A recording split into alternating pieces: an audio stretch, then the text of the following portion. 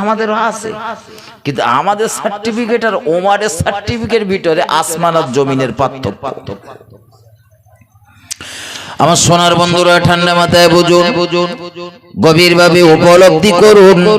আল্লাহ পাকের নবী জনাবে মুহাম্মদুর রাসূলুল্লাহ সাল্লাল্লাহু আলাইহি ওয়াসাল্লামের প্রিয় সাহাবা হযরত ওমর ফারুক রাদিয়াল্লাহু তাআলা তিনি চমকে উঠেছেন। এই ওমর তিনি সত্য আর মিথ্যার পার্থক্য নির্ণয়কারী। হযরত ওমর ফারুক রাদিয়াল্লাহু তাআলা রাসূল যার উপাধি দিয়েছিলেন ফারুক, সত্য আর মিথ্যার পার্থক্য নির্ণয়কারী, সেই সাহাবাটারে দয়ার নবী বলেছেন, ও ভাই ওমর, তুমি এখনো প্রকৃত ঈমানদার হতে পারলে না। হযরত ওমর তো বিরাট মুসিবতে পড়েছেন।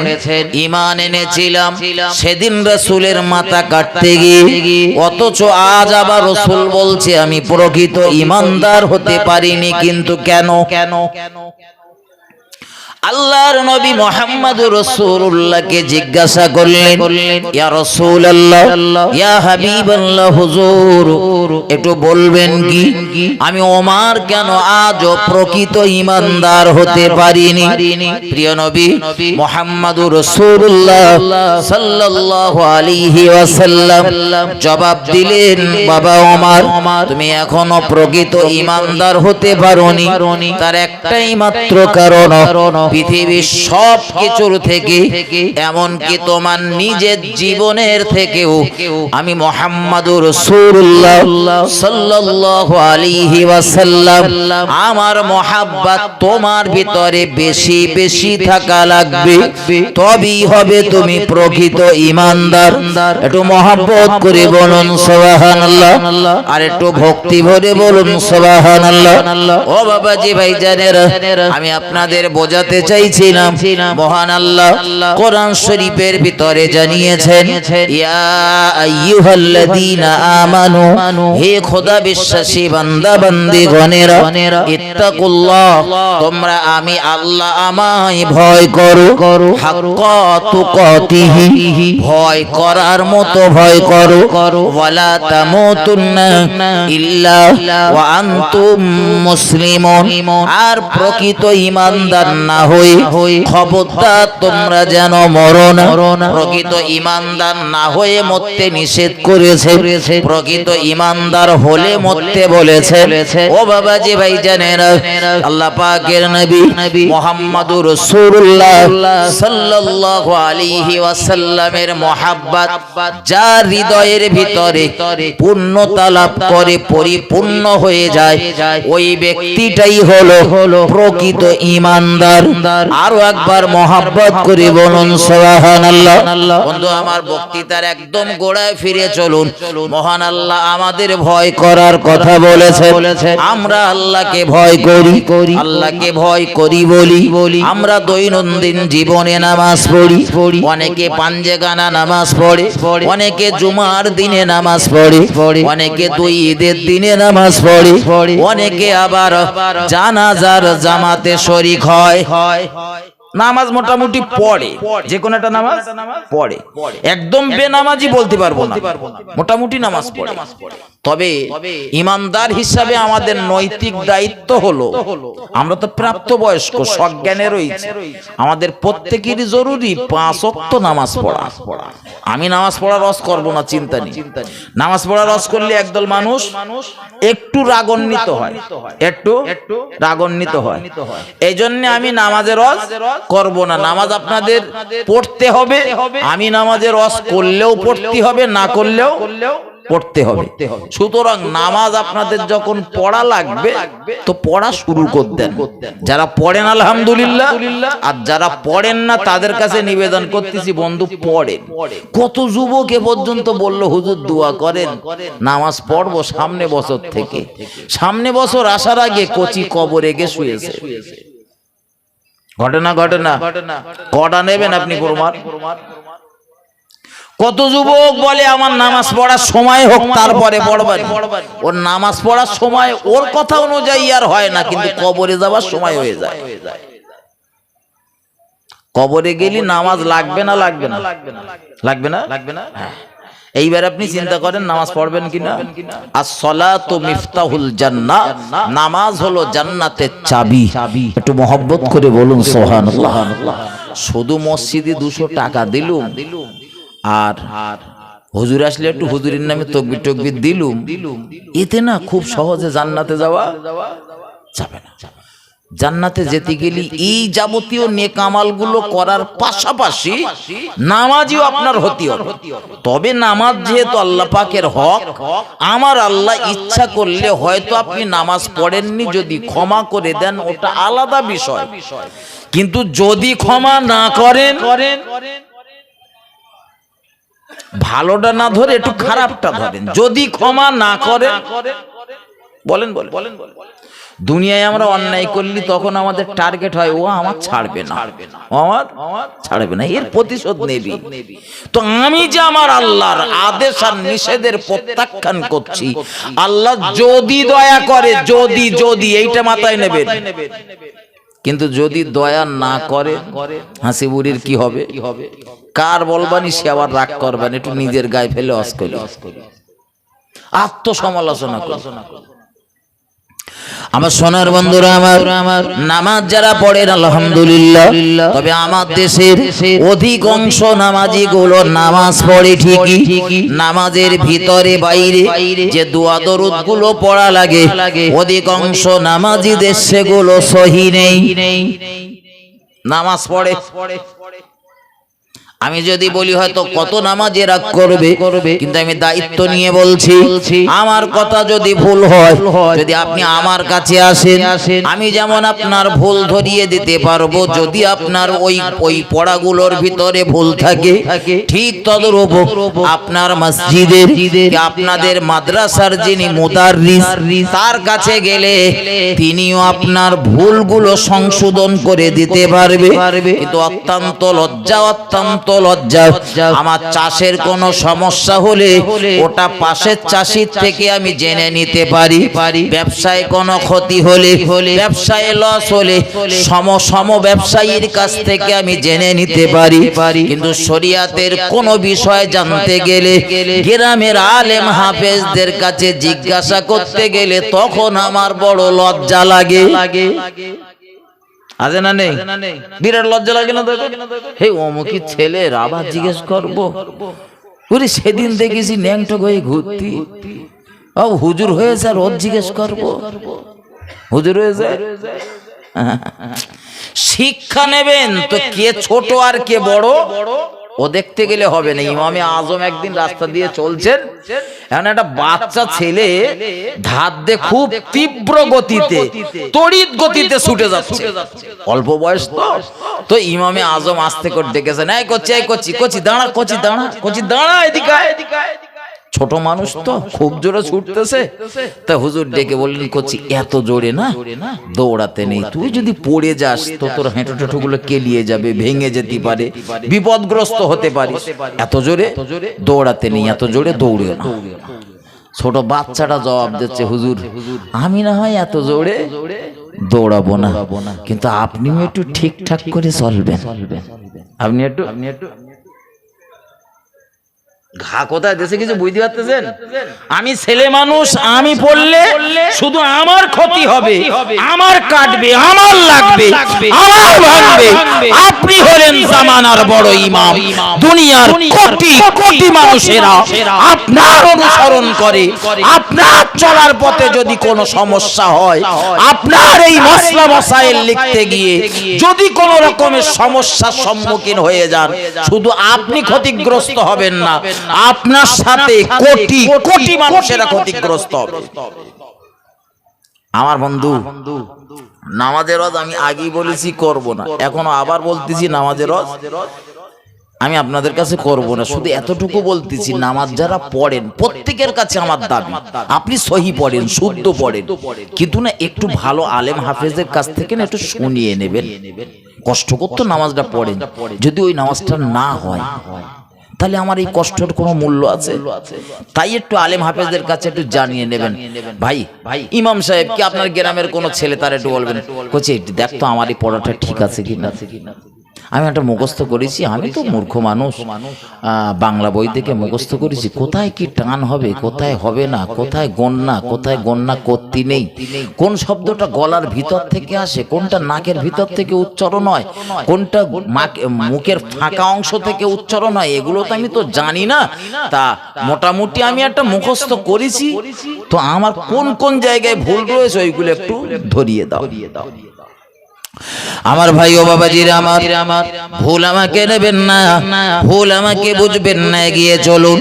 আমি আপনাদের যেটা বোঝাতে চাইছিলাম, ভয় আমাদের ভিতরে, প্রত্যেকের ভিতরে কম আর বেশি রয়েছে বলি আমরা আল্লাহকে ভয় করি বলেই দৈনন্দিন জীবনে আমরা নামাজ আদায় করি, রমজানের রোজা রাখি।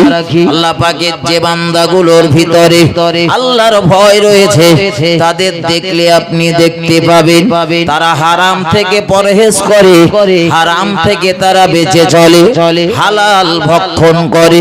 যাদের ভিতরে আল্লাহর ভয় রয়েছে, তাদের দেখলে আপনি দেখতে পাবেন জীবনে কঠিন পরিস্থিতির সম্মুখীন হয়েও কখনো কারো হক নষ্ট করবে না, কখনো কারো অধিকার নষ্ট করবে না।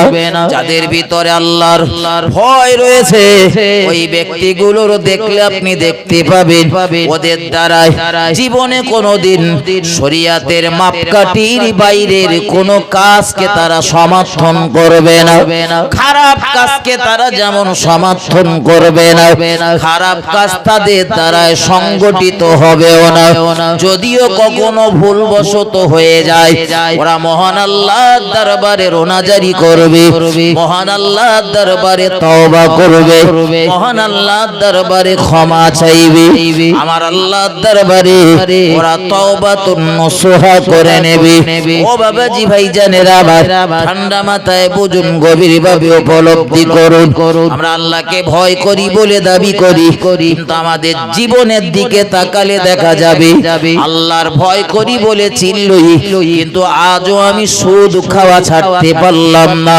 আল্লাহর ভয় করি বলে দাবি করি, কিন্তু আজও আমি ঘুষ দেওয়া বা ঘুষ নেওয়া অনেকে বন্ধ করতে পারলাম না। আল্লাহর ভয় করি বলে দাবি করি, কিন্তু আমি যখন মাঠে আল ছিটতে যাই, পরের জমির আলটা 2 ইঞ্চি বেশি করে ছিটে নেই। এটা আমার জীবন থেকে এ স্বভাবটা আজও গেল না।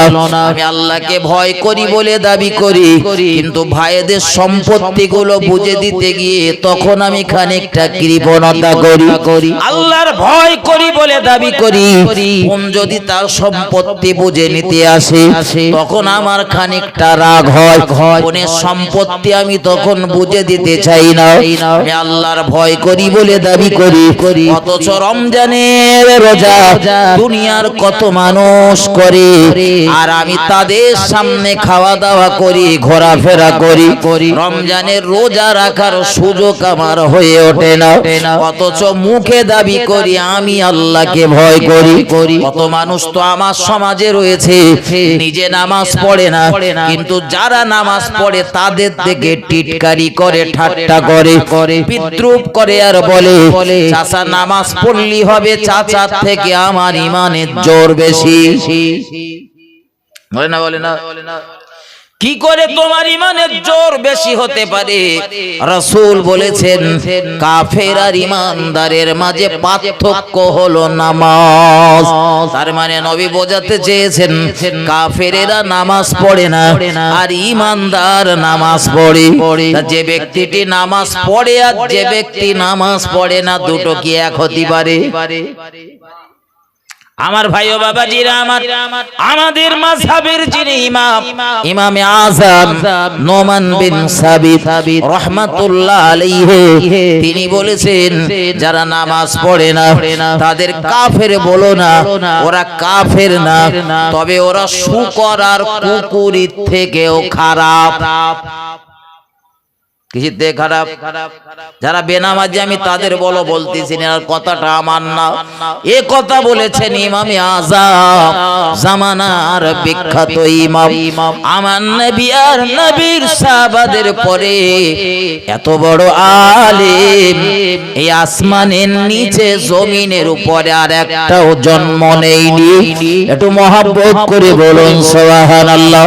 যিনি কোরআন হাদিস মন্থন করে করে প্রিয় নবীর উম্মতদের সহযোগিতা করার জন্য ৮৩,০০০ ফিকার মসলা লিখেছেন। একটু মহব্বত করে বলুন সুবহানাল্লাহ। এই ব্যক্তিটা বলেছেন যারা বেনামাজি তাদের সম্পর্কে বলতে গিয়ে বলেছেন ওদের কাফের বলো না, একটু ভালো কথা বলেছেন। কিন্তু অন্যান্য মাযহাবের ইমামগুলো তারা যা বলেছে সে মুখে লওয়ার মতো, তারা তো ডাইরেক্ট বলে দিয়েছে কেউ কেউ যে যারা নামাজ পড়ে না তারা কাফের। ওই জন্যই আমাদের ইমাম বলেছে যে যারা নামাজ পড়ে না তাদের কাফের বলো না, তবে ওরা চতুষ্পদ জন্তুর থেকেও খারাপ। আমার ভাই ও বাবাজিরা আমার, ঠান্ডা মাথায় বুঝুন। আপনি বলবেন হুজুর দলিল দেন, যারা বেনামাজি তারা চতুষ্পদ জন্তুর থেকে খারাপ হতে পারে কি করে? বন্ধু বাড়ি যদি কোরআন থাকে বাড়িতে গিয়ে কোরআনটা খোলেন, কোরআন শরীফের একটা সূরার নাম হলো সূরা কাহাফ। ওই সূরা কাহাফের ভিতরে আসহাবে কাহাফ নিয়ে বিস্তার আলোচনা রয়েছে বন্ধু। তবে আসহাবে কাহাফ অধিবাসী যারা তাদের সঙ্গে একটা কুকুর রয়েছে, চতুষ্পদ জন্তু কুকুর। ওই কুকুরটা হলো মহান আল্লাহর দয়ার জান্নাতি। একটু মহব্বত করে বলুন সুবহানাল্লাহ। কিন্তু যারা বেনামাজি তারা তো হলো জাহান্নামী। এজন্য ইমামে আযম বলেছেন দুনিয়ার একটা কুকুর তার নসিব কত ভালো, সে জান্নাতে যেতে পারবে। কিন্তু যারা বেনামাজি নামাজ না পড়ার দরুন, ফাঁকি দেওয়া দরুন তাদের যেতে হবে জাহান্নামের ভিতরে। ও বাবাজি ভাই জানেন, রাগ না করে জীবনটারে পরিবর্তন করুন, নামাজি বেনে যান। আমার নবী যে নামাজ কায়েম করতে গিয়ে মার খেয়েছেন, রক্ত ঝরিয়েছেন, যে নামাজ কায়েম করতে গিয়ে আমার নবীর স্কন্ধের উপরে উটের পচা নাড়ি ভুড়ি চাপিয়ে দেওয়া হয়েছে। ও ইমানদার, তুমি নামাজ পড়তে গেলে কেউ তোমার ঘাড়ের উপরে উটের পচা নাড়ে ভুড়ি চাপিয়ে দেয় না, কিন্তু তোমার আর আমার নবী মুহাম্মাদুর রাসূলুল্লাহ সাল্লাল্লাহু আলাইহি ওয়াসাল্লাম মক্কার কাবা চত্বরে যখন নামাজে সিজদা হালাতে ছিলেন, মক্কার দুশমনেরা আমার নবীকে নামাজ পড়তে দেবে না বলে উটের পচা নাড়ি ভুড়ি গুলো নবীর কাঁধের উপরে চাপিয়ে দিলেন। দিনের নবী রাসূলুল্লাহ ওই সিজদা হালাতে প্রচন্ড কষ্টের ভিতরে রইলেন। এত কষ্টের ভিতরে নবী রয়েছেন, আর এত অধিক পরিমাণ ওই নাড়ি ভুড়ি গুলো চাপিয়ে দেওয়া হয়েছে। নবী আমার নামাজের অবস্থাতে নাড়ি ভুড়ি গুলো সরাতে পারছে না। কেউ একজন খবর দিয়েছে রাসূলের কন্যা খাতুনে জান্নাত ফাতিমাতুজ জোহরা রাদিয়াল্লাহু তাআলা আনহাকে, রাসূলের কন্যা ফাতিমা নবীর নন্দিনী ছোট্ট বয়ে ছুটে ছুটে গেলেন আর নবীর স্কন্ধের উপর থেকে, কাঁধের উপর থেকে, ঘাড়ের উপর থেকে ওই উটের পচা নাড়ি ভুড়ি গুলো সরিয়ে দিলেন। একটু মহব্বত করে বলুন সুবহানাল্লাহ। ও বাবাজি ভাই জানেন, আমি আপনাদের যেটা বোঝাতে চাইছি, নবীর স্কন্ধের উপরে উটের পচা নাড়ি ভুড়ি চাপিয়ে দেবার পরেও দয়ার নবী রাসূলুল্লাহ সাল্লাল্লাহু আলাইহি ওয়াসাল্লামকে কখনোই তারা নামাজ থেকে বিরত করতে পারেনি। কারণ আমার নবী তো বলেছেন সালাতু মিফতাহুল জান্নাহ, নামাজ হলো জান্নাতের চাবি। অথচ আমরা নামাজ পড়লে কেউ মারে না, আমরা নামাজ পড়লে কেউ গালি দেয় না, আমরা নামাজ পড়লে আমাদের স্কন্ধের উপরে কেউ পচা নাড়ি বুড়ি চাপিয়ে দেয় না, বরং আমাদের নামাজের জায়গাগুলোতে গেলে বাড়ি আসতে মন চায় না। এত সুন্দর জায়গা থাকার পরেও, এত সুন্দর পরিবেশ থাকার পরেও আমি ইমানদার বলে দাবি করি, অথচ নামাজের ধারে পাশে ঘেঁষি না। ওগো প্রিয় নবীর আদরের উম্মত, তোমার নবী যদি হাসরের ময়দানে একবার তোমারে জিজ্ঞাসা করে, উম্মত রে, তোর জন্য আমি এত মার খেয়েছি, এত রক্ত ঝরিয়েছি, এত ঘাম ঝরিয়েছি, মক্কা আমিও আমার সাদের দেশটা ছেড়ে তোদের নাজাতের জন্য আমার হিজরত করতে হয়েছিল। বাপ মার ভিটাটা ছেড়ে রাতের অন্ধকারে নিজের কন্যাগুলোরে ফেলে রেখে আমি মুহাম্মাদুর রাসূলুল্লাহ হিজরত করে এসেছিলাম মদিনাতে তোদের নাজাতের জন্য। গোটা পৃথিবীর আমার সব উম্মত গুলো নাজাত প্রাপ্ত হোক, সব উম্মত গুলো জাহান্নামের আগুন থেকে বেঁচে যাক, কিন্তু উম্মতের বড় কষ্ট করে মেহনত করে তোদের জন্য মহান আল্লাহর দরবার থেকে প্রাপ্ত নামাজ আমি রেখে এসেছিলাম। সেই নামাজ কেন তুই পড়িসনি, এটা একটু আমার সঙ্গে বল। ও বন্ধু, রাসূল যদি একবার জিজ্ঞাসা করেন, জবাব দেবার মতো ক্ষমতা আমাদের কারো থাকবে না, কারণ ওই হাসরের ময়দানে বন্ধু বলতে আমাদের কেউ থাকবে না, সহায় বলতে তো প্রথমত আমাদের নবী। আমাদের নবী যদি আমাদের সহায় হয়ে যায়, হাসরের ময়দানের বিচারের কাজটা আমাদের জন্য বড় সহজ হয়ে যাবে। আমি আল্লাহকে ভয় করি, অথচ নামাজ পড়তে বললে আমার রাগ হয়। আমি তাদের কাছে দাবি করতেছি, বন্ধু পায়ে দুটো হাত দিয়ে বলতেছি নামাজ পড়েন, আর কোথায় হাত দিলি বন্ধু তুমি নামাজ পড়বে বলো, সেই জায়গায় আমি হাত দেবো। শুধু একটাই দাবি, আমার নবীর আদর্শ, একটাই দাবি, আমার নবীর ভাবনা, নবীর চিন্তা তোমার ভিতরে ধারণ করো। তুমি নামাজি বেনে যাও, মসজিদটারে তুমি আবাদ করো। তুমি যদি নামাজি বেনে যেতে পারো, এই দুনিয়া জমিনে যেমন আল্লাহ রহমত প্রাপ্ত হবে, মৃত্যু পরবর্তীকালীন জিন্দেগিতে তুমি সফল হতে পারবে। একটু মহব্বত করে বলুন সুবহানাল্লাহ। ও বাবাজি ভাই জানেন, আল্লাহকে ভয় করি, কিন্তু আমরা তো সেই ইমানদার আজও সুদ খাওয়া ছাড়তে পারলাম না। সুদের যত করি দেশে তত সুদের সুদখোরের সংখ্যা বেড়ে যায়, যত বলি ভাই খেও না তত খাওয়ার সংখ্যা বেড়ে যায়। ঠিক না ভুল কথা বলে? আগে একটা এলাকায় গ্রামে একজন সুদ খেত, গ্রামের লোক দেখলেই বলতো সুদখোর আসতেছে, আর এখন যার না বলি সে রাগ করে। যার না বলি আমার ভাই ও বাবাজির, আমার রাগ করলে হবে না, সুদ থেকে পরহেজ করুন, সুদ থেকে বাঁচুন। সুদ বড় ভয়ঙ্কর অসুখ। সুদ যে ফ্যামিলিতে ঢুকেছে তার অর্থনৈতিক অবস্থা পুরো শেষ করে দিয়ে তারপরে যাবে। আপনারা হয়তো মনে করেন যে সুদের মাল 30,000 নিয়ে ঘরে সাত দিছে, আমার খুব ডেভেলপ হয়েছে। খেয়াল করে দেখবেন, ওই 30,000 লোবার আগে আপনার সংসারে যে রহমত ছিল, যে বরকত ছিল, ওই 30,000 মাল যেদিন থেকে ঢুকেছে সেদিন থেকে বরকত উঠে গেছে। খেয়াল করে দেখবেন, লিসেন একসাথে 30,000, মাসে সপ্তাহ শেষে দিতে হবে 275 টাকা কি 350 টাকা, কিন্তু প্রতি সপ্তাহ শেষে দেখা যাচ্ছে এর কাজ দৌড়চ্ছে, ওর কাজ দৌড়চ্ছে। ভাই 350 টাকা দে না, আজকের বৃহস্পতিবারের দিন, আজকের বুধবারের দিন, আজকের মালটা জমা দিতে হবে। ঘটনা ঘটনা হ্যাঁ, তার মানে কি সারা সপ্তাহে আপনি 350 কামাই করতে পারেননি?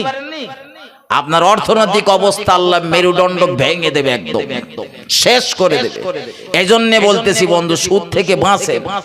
যারা সুদ দুনিয়ায় খায়নি তাদের কি ঘরবাড়ি হয়নি? হয়নি। এই ইমামে আজমের কথা বলতেছি, উনি মনে হয় সুদ খেতেন বিরাট বড়। হ্যাঁ ইমামে আজম সুদ খেতেন আর কথা বলেন, চুপচাপ হয়ে থাকলে হ্যাঁ বলা, চুপ থাকা মানে হ্যাঁ বলা। ইমামে আজম তো সুদ খেত না, তার গাড়ি বাড়ি ছিল না, ঘরটা ছিল না ইমামে আজমের, না কি মনে হয়, কি মনে হয় আপনাদের ছিল? ইমামে আজম আমি আপনি অনেকে রয়েছি, আমাদের হয়তো এখন একবার একটু হজ করতে যাওয়া নসিবে জুটিনি, সুদ খেয়ে পেঁপড়া গেলা করতেছি, তারপরে একবার একটু হজ করতে যাওয়া 4 লাখ টাকা খরচা করে হজ করতে যাওয়া নসিবে জুটিনি। কিন্তু ইমামে আজম সুদ না খেয়ে 55 বার হজ করেছে। খবর বলেছি? তাহলে সুদ খেয়ে মাল জোগাড় করতে হয় নাকি বলেন দিন? হ্যাঁ, হজ ভিখারির জন্য না, হজ ভিখারির জন্য, মালদারের জন্য হজ। ইমামে আজম 55 বার হজ করেছে, মানে কিরকম মালদার এবার বুঝলেন? বোঝেন 70 বছরের জিন্দেগি তার 55 বার হজ করেছে, মানে জীবনের প্রথম 15 বছরে একদম 15 বছর থেকে তার হজের জীবন শুরু। যদি সুদ খেত আরো কত মাল কামাই করতে পারতো বলেন নাকি? বন্ধু যদি সুদ খেতেন তো আল্লাহ ইমামে আজমের অর্থনৈতিক পরিকাঠামো ভেঙে চুরমার করে দিতেন, শেষ করে দিতেন। আপনি চেক করেন, আমার কথা যদি অবিশ্বাস হয় আপনি চেক করে দেখেন, মাল নিলেই আপনার সংসারে টান পড়বে, এমন টান পড়বে লাস্টে হয়তো সবজি কেনার পয়সা জোটবে না। অর্থনৈতিক অবস্থা আপনার আল্লাহ একদম শেষ করে দেবে। সুদ এত ভয়ানক জিনিস, আমরা বুঝি না বলে হুজুর ওরা 30,000 টাকা দিল বলে তাই আমার ঘরের ছাদ হয়ে, ওরা দিল তাই 30,000 দিয়ে যে তোমার কাছ থেকে লেচ্ছে 45,000, 15,000 তারও বেশি মাপতি হচ্ছে। এটা তুমি একবার একটু সার করে দেখলে না? আমার ভাই ও বাবাজির আমার রাগ করলে হবে না, গিয়ে চলুন হযরত ইমামে আযম নোমান বিন সাবিত রাহমাতুল্লাহ আলাইহি, তিনি আল্লাহকে ভয় করতেন আর আমরা আল্লাহকে ভয় করি। আমরা তার মতাদর্শে, আমরা তার মাযহাবের অনুসারী, তিনি যেভাবে পথটা দেখিয়ে দিয়ে গিয়েছেন আমরা সেইভাবে চলি। অথচ ইমামে আযম নোমান বিন সাবিত রাহমাতুল্লাহ আলাইহি তার জীবনের দিকে তাকালে আপনি অবাক হয়ে যাবেন, এত বড় আল্লাহওয়ালা বুজুর্গ ব্যক্তি তিনি ছিলেন, তিনি সন্দেহযুক্ত মালও গ্রহণ করতেন না। সন্দেহযুক্ত মাল তাও তিনি গ্রহণ করতেন না। আমার ভাই ও বাবাজিরা আমার, আমি আপনাদের যেটা বোঝাতে চাইছি বন্ধু, সুদ থেকে বাঁচুন, ঘুষ থেকে বাঁচুন। আমরা ইমামে আযমের অনুসারী, বসিরহাট আল্লামা হুজুরকে মেনে চলি, হযরত দাদা পীর রহমাতুল্লাহ আলাইহিকে মেনে চলি। কিন্তু এদের तमाम জীবনগুলো সার্চ করে দেখলে দেখা যাবে জীবনে কোনোদিন একটা টাকাও সুদের মাল খায়নি। আর হাসিবুর না খেলি হাসিবুরির পেট ভরে না, কার বলবান রাগ করবেনি। আমার বন্ধু হযরত ইমামে আযম নোমান বিন সাবিত রাহমাতুল্লাহ আলাইহি একজন ব্যক্তির কাছে কিছু টাকা পায়, টাকা অনেক সময় আমরা ধার বাকি নেই না এর কাছ থেকে, হঠাৎ মুসিবতে পড়ে গেছি তো কারোর বললাম ভাই 1000 টাকা দে, 2 দিন পরে দিচ্ছি কি 5 দিন পরে দিচ্ছি, এরকম হয় হাওলাত আমরা নেই। তো ইমামে আযমের কাছ থেকে এক ব্যক্তি কিছু টাকা লেছে, টাকাটা নিয়ে দেখা গেল দীর্ঘদিন ধরে ওই টাকা ইমামে আযমকে দিচ্ছে না। একদল লোক এরকম আছে, লোবার সময় লেবে সুর করে, দোবার সময় আর মনে থাকবে না, আছে না নেই? নেই প্রচুর রয়েছে।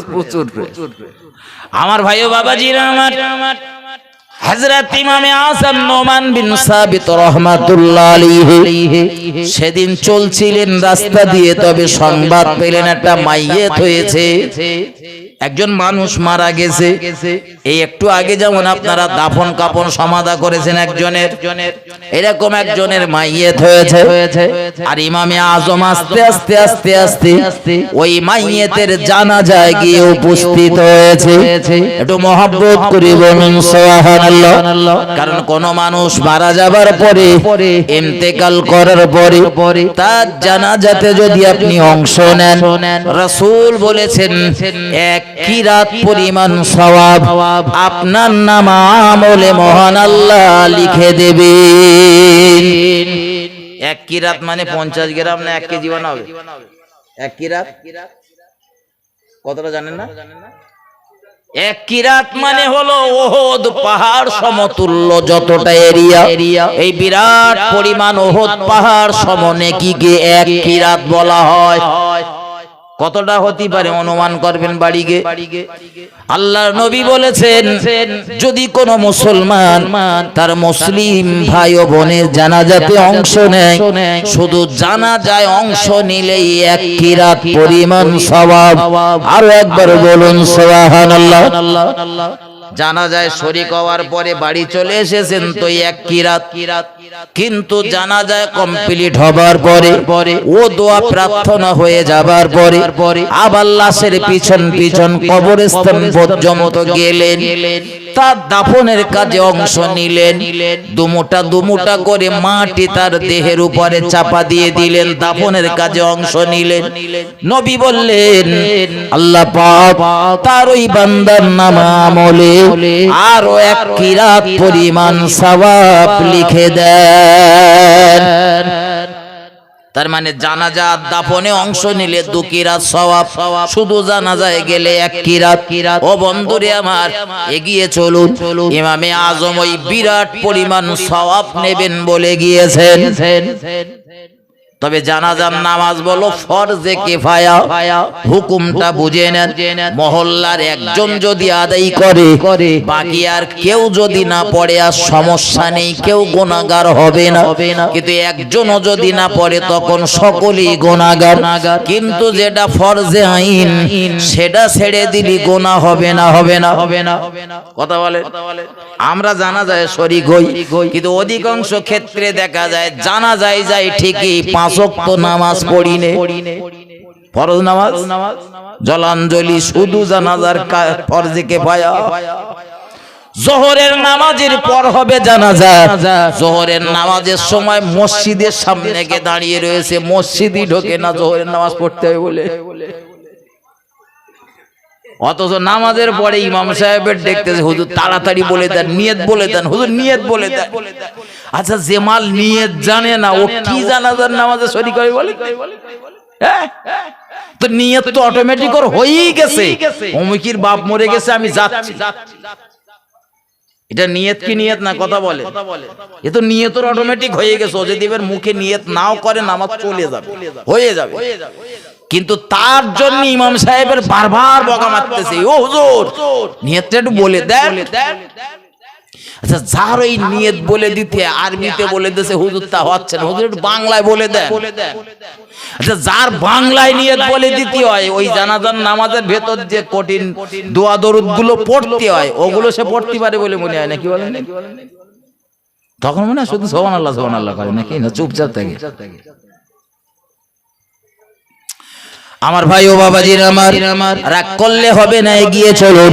আমি আপনাদের যেটা বোঝাতে চাইছিলাম, আল্লাহ পাকের নবী, আল্লাহ পাকের নবী এক আশিক উম্মত ইমামে আযম নোমান বিন সাবিত রাহমাতুল্লাহ আলাইহি, তিনি জানাজার নামাজে অংশ নিয়েছেন, এই বিরাট সওয়াবের ভাগীদার হবেন বলে। তবে তিনি বলো নামাজ ফরজ নামাজ কাজা করে ফরজে কিফায়ায় যায়নি, তিনি দৈনন্দিন জীবনে 5 ওয়াক্ত নামাজ সময় মতো আদায় করতেন। একটু মহব্বত করে বলুন সুবহানাল্লাহ, আর একটু ভক্তি ভরে বলুন সুবহানাল্লাহ। শুধু দৈনন্দিন জীবনে 5 ওয়াক্ত নামাজ না, আপনারা আলেমদের মুখ থেকে শুনেছেন যে ইমামে আযম এশার ওযুতে ফজরের নামাজ আদায় করেছিলেন একটানা 40 বছর। কাজটা বিরাট সহজ বলেন। চলেন দিন কালকের আমি আর আপনি লাগি কাল থেকে 40 দিন করে দেখাই। চলেন চলেন, এই তো এশার নামাজ হলো, ফজরের নামাজ এই ভোরবেলা, এই এশার নামাজ থেকে আর ফজরের নামাজ পর্যন্ত ইমামে আযম একে ওযুতে এশার নামাজ আর ফজরের নামাজ পড়তে মাঝখানের সময় কি তিনি ঘুমাতেন বলে মনে হয়? কথা বলেন, ঘুমালে ওযু থাকে? পেশাব পায়খানা করতেন? বাই হারাতেন? এক হাতবার বোধহয় করতেন, বাই ফাটাতেন। দুটো একটা তো বলে তিনবার না, তিনবার বাই না হারালি নাকি ওযু নষ্ট হয় না, দুটো একটা বলে। তিনবার না, একবার গেলেই হয়ে যাবে। আমার ভাই ও বাবাজিরা আমার, আমি আপনাদের জ্বালাতন করব না, বিদায় নেব। তবে বিদায় নেবার আগে আমার শেষ কটা কথা মাথায় নেন। আল্লাহ পাকের হাবিবের একজন প্রিয় সাধক উম্মত হযরত ইমামে আযম নোমান বিন সাবিত রাহমাতুল্লাহ আলাইহি, তিনি ওই জানাজাতে অংশ নিয়েছেন। প্রচন্ড গরম, দুপুরের সময় প্রচন্ড রৌদ্র, এত রৌদ্র মানুষ দাঁড়াতে পারছে না, সহ্য করতে পারছে না। যে যেখানে সুযোগ পাচ্ছে একটা সাইডে গিয়ে দাঁড়িয়ে যাচ্ছে। কিন্তু ইমামে আযম নোমান বিন সাবিত রাহমাতুল্লাহ আলাইহি, তিনি খোলা আকাশের নিচে ওই কঠিন রৌদ্র দিনে তিনি একদম খোলা জায়গাতে দাঁড়িয়ে রয়েছেন। ওই প্রচন্ড রৌদ্রে তিনি ঘেমে গিয়েছেন, ঘর্মাক্ত হয়ে গিয়েছেন। পাশ থেকে কয়েকজন ছুটে এসেছেন, ওই ইমামে আযম জামানার বড় ইমাম, এইভাবে কষ্ট দেবেন না নিজেকে, একটু সাইডে চলুন, কিনারাতে চলুন। ওই যে একজন ভাইয়ের বাড়ি রয়েছে, তার বাড়ির ছায়া তলে তার বাড়িতে গিয়ে একটু অবস্থান করুন। ইমামে আযম জবাব দিলেন, ভাই রে, আমি ওই মানুষটার বাড়ির ধারে পাশে গিয়ে তার ছায়া গ্রহণ করব না, তার বিনা অনুমতিতে তার ঘরের ছায়া আমি নেব না। কেন হুজুর, কেন? বলে আজ থেকে কয়েক বছর আগে ওই লোকটা আমার থেকে কিছু টাকা ধার নিয়েছিল, আজও সে টাকা আমার দেয়নি। এতে আমার কোনো দুঃখ নেই, ও সময় মতো আমার দেবে। হয়তো মুসিবতে রয়েছে, দিতে পারছে না, সুযোগ পেলে আমার দিয়ে দেবে। তবে আমি ওর ঘরের ছায়া তলে জন্য যাইনি। আল্লাহ পাকের শাহী দরবারে হাসরের ময়দানে ওই লোকটা যেন আমার বিরুদ্ধে মামলা ঠুকতে না পারে। আল্লাহ, কিছু টাকা নিয়েছিলাম বলে আমার বাড়ি এসে হাওয়া খেয়ে গিয়েছিল আর ছায়ায় দাঁড়িয়েছিল। তার মানে সুদ খেত না, কি বলেন? এইসব আমরা বাসি কথা বলে না, বাসি। কারুর বাড়ি গেছি তো সে বসছি না বললেও বসে পড়ি। কারুর বাড়ি ঢুকতেছি, বিনা অনুমতিতেই ঢুকে গেল, অথচ অনুমতি ব্যতীত কারুর গৃহে ঢোকা ঠিক না। কিভাবে অনুমতি নেবেন? সালাম দেবেন, সালাম দেবেন, সালামের জবাব দিলে জানবেন বাড়িতে রয়েছে, অনুমতি পেয়েছেন, আপনি যাবেন। কিন্তু আমরা কিছু মানুষ রয়েছে, ওরা ঘরের ভেতরে কি অবস্থায় রয়েছে সেসব দেখাতে গেছেননি, হুট করে ঘরের দরজা ঠেলে দিলেন। ভেতরে ঘরের ভেতর ন্যাংটো রয়েছে না শাড়ি পরিয়ে রয়েছে, ওটা তো দেখার দরকার আছে। এই জন্যই তো সালাম দিতে হয়। আমার ভাই ও বাবাজিরা আমার, ভুল আমাকে নেবেন না, ভুল আমাকে বুঝবেন না, এগিয়ে চলুন। আল্লাহর ভয় যাদের ভিতরে রয়েছে ওই ব্যক্তিগুলো জীবনের দিকে তাকালে দেখতে পাবে ওরা জীবনে কোনোদিন গান বাজনার আসরে যাবে না, গান বাজনায় আসক্ত হবে না। কারণ গান বাজনার আসরে দুনিয়ার কোনো ঈমানদার যেতে পারে না। ও বাবাজি ভাই জানেরা, আল্লাহ পাকের নবী আদমকে যখন মহান আল্লাহ সিজদা করার কথা বলেছিলেন, তার ফারিস্তাদের সবাই সিজদা করলেন, সিজদা করলো না শুধু ইবলিস। ইতিহাস আপনাদের জানা বলবো না। মহান আল্লাহ প্রচন্ড রাগান্বিত হয়ে গেল ইবলিসের প্রতি।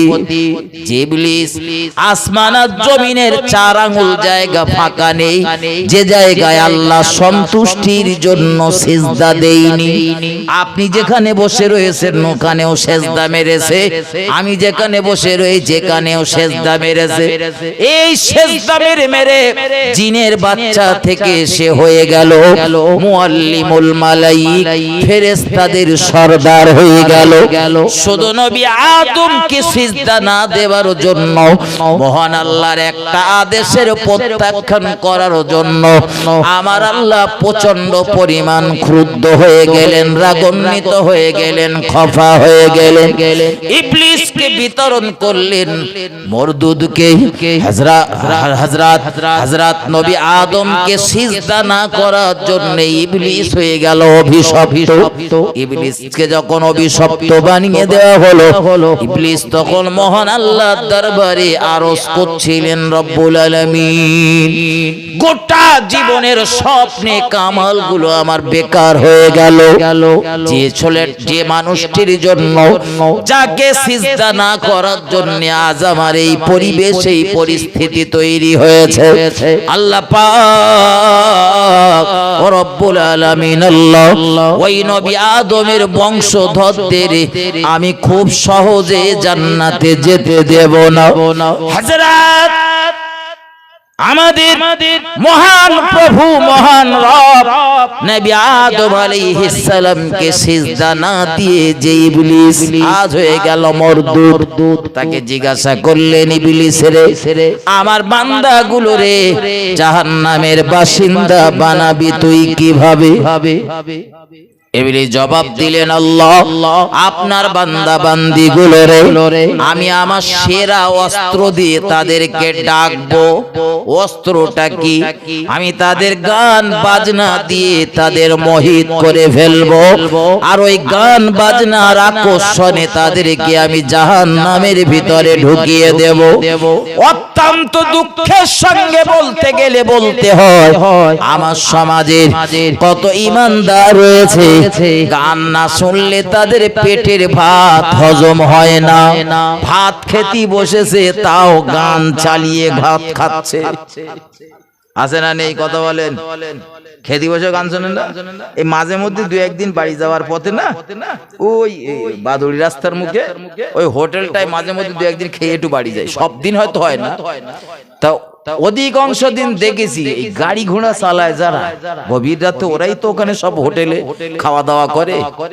কত ইয়ং জেনারেশন, কত যুবককে দেখি ভাত খাচ্ছে, সিনেমা দেখতেছে, ভাত খাচ্ছে, তো ওই রাম জোরে গান ছেড়ে দিয়ে রেখে দিয়েছে। মাঝে মধ্যে সহ্য করতে না পেরে মাঝে মধ্যে বলে কছি, তা পাপ তো কুড়ুচ্ছিস তুই, একলা কুড়ো, তুই কেন জোরে দিয়ে রেখে দিচ্ছিস? একটা ব্লুটুথ কেন, হেডফোন কিনে তোর কানের মধ্যে ভরে 24 ঘন্টার পরিবর্তে 48 ঘন্টা চালা। আমার বন্ধু, আমার দেশে কত মুসল্লি রয়েছে, আমার বাবাজি নামাজ পড়ে, বাবাজির ছেলে সিনেমা খোর, আছে না নেই? বাবাজি নামাজ পড়ে, বাবাজির বৌমা স্টার জলসা খোর। কত কত যুবকে পর্যন্ত বলেছে, হুজুর জানেন এই যে সিরিয়াল উঠেছে, বাড়ি গিয়ে বিবিরে ডেকতে ছেলে দুটো খাওয়ার ব্যবস্থা করতে, ভাতটা দিয়ে ভাত চাইছি, আমি খেতে চাচ্ছি, খানা বেড়ে দিতে বলছি, খানা না বেড়ে দিয়ে আমার জবাব দিচ্ছে, সিরিয়ালের একটা পর্ব রয়েছে, একটুকুনি বসেন না, এই পর্বটা দেখলে তো ফসকে যাবে। আমার সোনার বন্ধুরা, আমার রাগ করলে হবে না, এগিয়ে চলো মহান আল্লাহর ভয় যাদের ভিতরে রয়েছে, তাদের দেখলে দেখতে পাবেন তারা এই দুনিয়ার জমিনে পাপের কাজে, পাপের সংস্পর্শে জড়ানো তো দূরের কথা, পরের মাল আত্মসাৎ করে খাওয়া তো দূরের কথা, সন্দেহযুক্ত খাদ্যের ধারে পাশে তারা যাবে না। একটু মহব্বত করে বলুন সুবহানাল্লাহ, আর একটু ভক্তি ভরে বলুন সুবহানাল্লাহ। মুহাব্বতে দরুদ আল্লাহুম্মা সাল্লি আলা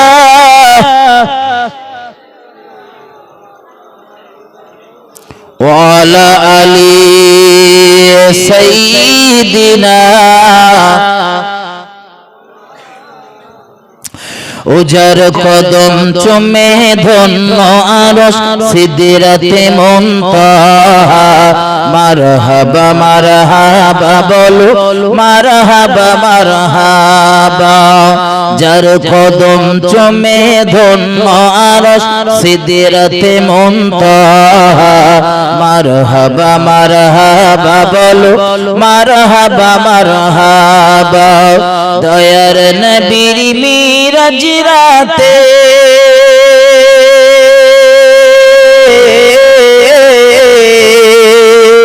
জিবরিল এলো পুরক সাথে আগে আগে জিবরিল আর পিছে কমলিওয়ালা নানা পিছে পিছে জিবরিল আর আগে কমলিওয়ালা মারহাবা মারহাবা বলো মারহাবা মারহাবা আল্লাহুম্মা সাল্লি আলা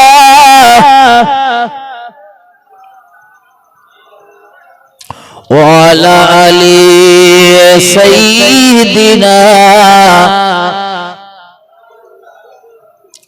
আমার ভাইজানেরা ঠান্ডা মাথায় শুনুন গভীরভাবে উপলব্ধি করুন যে ইমামে আজমের কথা বলতেছিলাম তার জীবনের আরো একটা কথা বলি আপনাদেরকে একটু স্মরণ করিয়ে দেই বন্ধুরে আমার আমরাও ইমানদার তিনিও ছিলেন ইমানদার হাত আমাদের যেমন দুটো রয়েছে হুজুরেরও তেমন দুটো হাত ছিল আমাদেরও যেমন পা হুজুরেরও তেমন পা আমরাও মানুষ তিনিও মানুষ কিন্তু ইমামে আজম নোমান বিন সাবিত রাহমাতুল্লাহ আলাইহি তিনি ছিলেন তৎকালীন পিরিয়ডের একজন মস্ত বড় কাপড়ের ব্যবসায়ী ব্যবসা হালাল সুদ হারাম রাসূল বলেছেন আমি বলছি না সুদ হারাম ব্যবসা হালাল আপনি একটা মাল 1 টাকায় কিনে এনেছেন কলিকাতা থেকে কানে এনে লাভ করার জন্য 3 টাকায় বিক্রি করতেছেন এটা হালাল তবে বন্ধু বাজার অনুপাতে বেচা কেনা করাটা হলো মূল বিষয় একেবারে বাজারে টান রয়েছে বলে 8 আনার মাল যেন আবার 6.5 টাকায় বিক্রি করবেন না ও আবার মানুষের প্রতি জুলুম করা হয় বন্ধুরে আমার রাসূল জানিয়েছেন সুদ হলো হারাম ব্যবসা হলো হালাল ইমামে আজম ব্যবসা করতে আমাদের মতো ক্ষুদ্র ব্যবসায়ী না বিরাট বড় মাপের ব্যবসায়ী কত বড় ব্যবসায়ী তিনি ছিলেন যে তার জীবনে তিনি 55 বার হজ করেছেন বুঝলেন কত টাকার দরকার এই ইমামে আজম উৎসবের সময় মুসলমানদের পার্বণের সময় বেশ কিছু কাপড় বেশ কিছু বস্ত্র তিনি তার একজন কর্মচারীকে দিয়ে কুফার বাজারে পাঠিয়েছেন এই মালগুলো বেচা কেনা করে এসো ভালো মালগুলো তুমি 2 টাকা করে বেচা কেনা করবে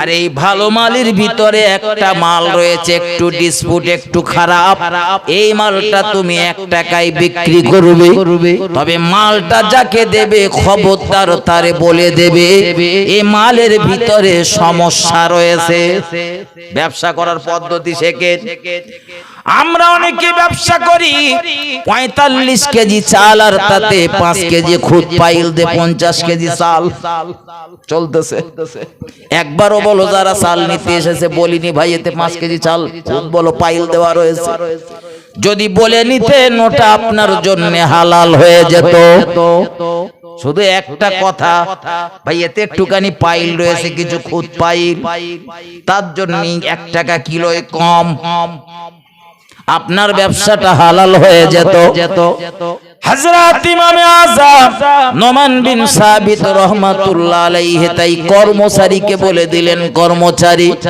কুফার বাজারে মাল বেচা কেনা করতে যাচ্ছ তুমি আমি বলো থাকবো বাড়ি তুমি মাল যখন বেচা কেনা করতে চলছো এই একটা মাল আলাদা করে দিলাম এই মালটার ভিতরে একটু সমস্যা রয়েছে খুঁত রয়েছে যদি কোনো খরিদ্দার হয় বিক্রি করবে তবে অর্ধেক দামে এই মালগুলোর দাম 2 টাকা টাকা, তো এই মালটার দাম 1 টাকা, তুমি বাজারে বিক্রি করে এসো। উৎসবের মৌসুম, বাজারে গিয়েছে বেচা কেনা করার জন্য, বিরাট পরিমাণে বাজারে মানুষ উঠেছে। ওই দেখবেন আমরা যখন আমাদের ঈদের পার্বণের একদম 2-1 দিন আগে, 3 দিন 4 দিন আগে দোকানগুলোতে দেখবেন প্রচন্ড ভিড় ভাট্টা হয়। জুতোর দোকানে, শাড়ি জামার কাপড়ের দোকানে। ইমামে আজম তার কর্মচারী যে জায়গাটা স্টল লাগিয়েছে, দোকানটা পেতেছে, ওই জায়গায় দেখা গেল প্রচুর পরিমাণে ভিড় জমেছে। মালগুলো সব যে দেখে তার পছন্দ হয়ে যায়, মালগুলো বিক্রি চলছে। বিক্রি করতে করতে সমস্ত মালগুলো বিক্রি হয়ে গেল। ইমামে আজমের কর্মচারী সব মালগুলো বেচা কেনা করে দিয়ে টাকার বান্ডিল নিয়ে ইমামে আজমের দরবারে হাজির। ইমামে আজমের কাছে এসেছে। ইমামে আজম টাকাগুলো নিয়ে গুনতে লেগেছে। কর্মচারী টাকা বেশি এনেছে না কম এনেছে দেখার দরকার।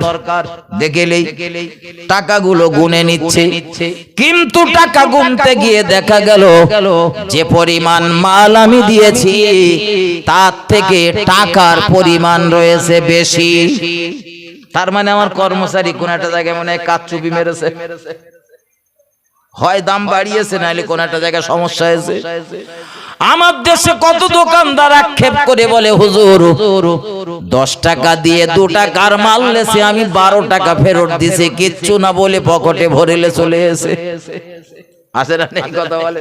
বেশি দিলে তখন বুঝতে পারে না, কম হলি তখন বলে ভাই ঠিক করে হিসাব করেননি, দেখেন 8 টাকা দাম হয়েছে, তা আপনি 1 টাকা দিলেন কেন? ফেরত তো দিতে হবে 2 টাকা। কিন্তু মাল যখন বেশি দেয় তখন বলে আমি বুঝতে পারিনি, মাল পকেটে ঢুকে গেলেছে, গোনা হয়নি। আমার ভাই ও বাবাজিরা, আমার হযরত ইমামে আযম নোমান বিন সাবিত রাহমাতুল্লাহ আলাইহি তার কর্মচারীকে ডেকে বললেন, কর্মচারী, যে মাল আমি তোমার দিয়েছিলাম সে মাল বেচা কেনা করে তো এত টাকা হবে না, টাকা একটু কম হবে, কিন্তু টাকার পরিমাণ কেন বাড়লো?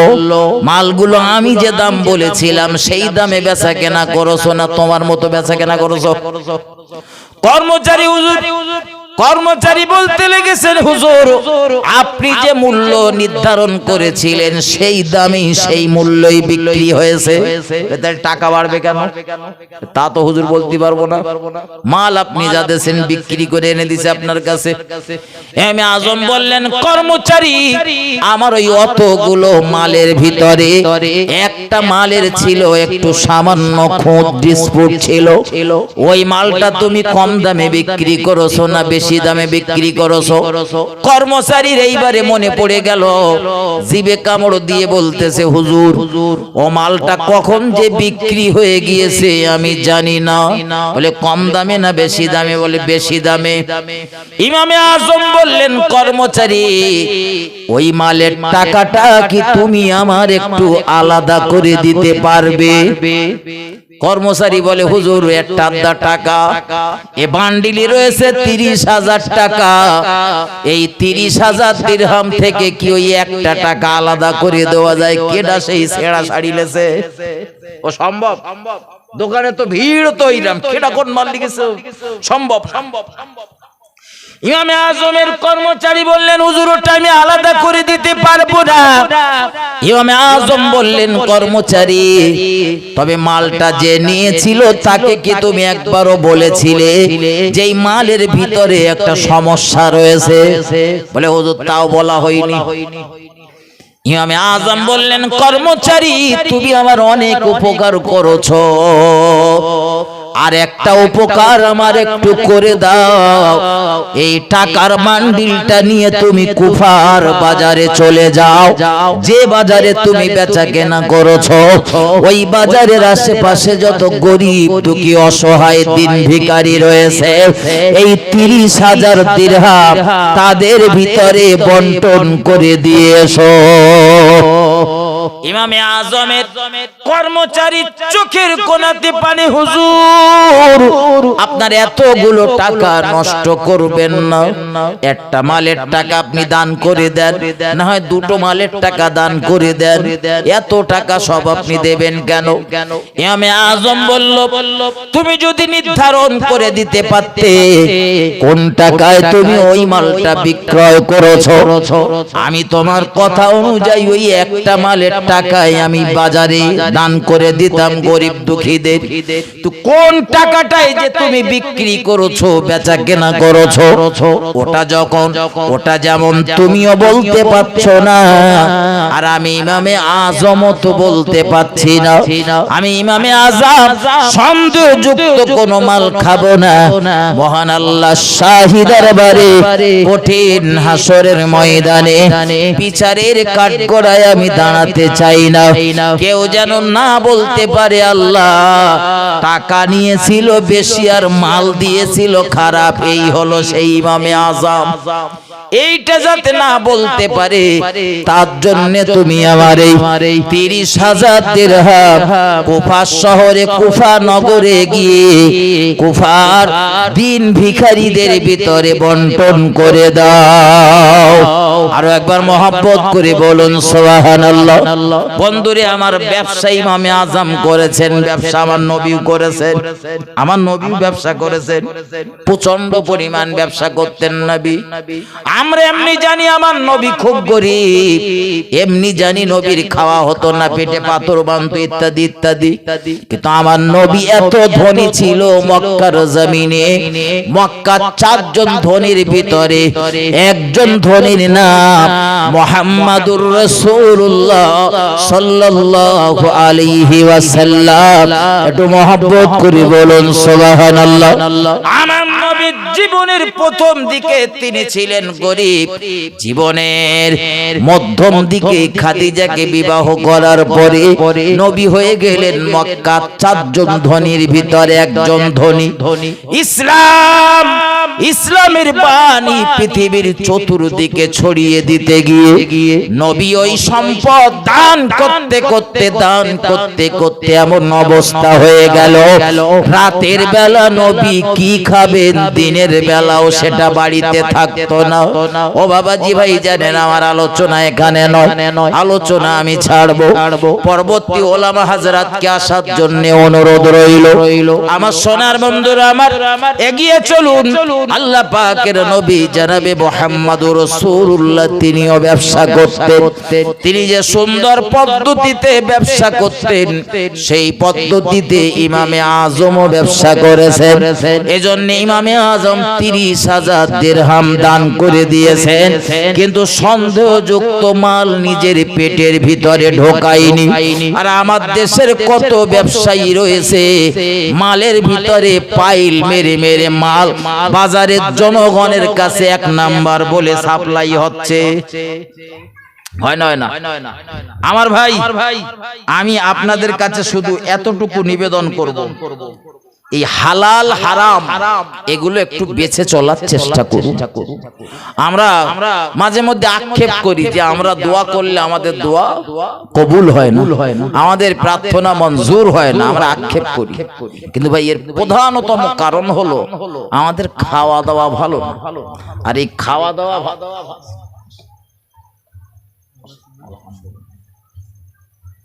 আমাদের খাওয়া দাওয়া ভালো না, যার কারণেই আমাদের এই পরিবেশ পরিস্থিতি তৈরি হয়েছে। আল্লাহ ক্ষমা করুন, যা আলোচনা করেছি এবং আপনারা যা শুনেছেন তার থেকে মহান আল্লাহ সঠিক আমল করার তৌফিক দিন। সকলে বলুন আল্লাহুম্মা আমিন। এটা বলেন আল্লাহুম্মা আমিন। এটা তাকবীর দেন, নারায়ে তাকবীর, নারায়ে তাকবীর। মুজাদ্দিদে জামানের সিলসিলা, মুজাদ্দিদে জামানের সিলসিলা হযরত মাওলানা ভাই বাকি বিল্লাহ সাহেব, নারায়ে তাকবীর।